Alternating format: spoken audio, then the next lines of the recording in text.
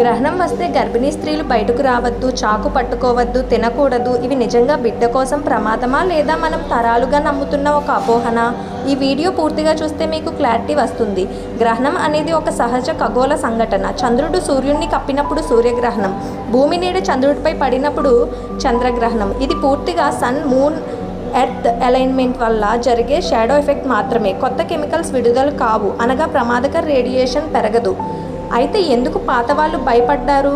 మధ్యాహ్నంలోనే చీకటి పడటం, ఎలక్ట్రిసిటీ లేని కాలంలో ఇది భయాన్ని కలిగించేది. పక్షుల గందరగోళం, లైట్ సడన్గా తగ్గిపోతే బర్డ్స్ నెస్ట్కి వెళ్ళిపోతాయి. ప్రజలు దాన్ని అపశకునంగా భావించారు.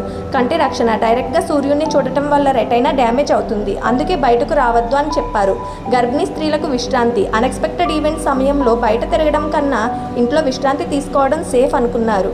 అంటే భయపెట్టడం కోసం కాదు, ఆ కాలానికి తగిన జాగ్రత్తలు మాత్రమే. పార్ట్ 3 కోసం చూడండి. Thank you.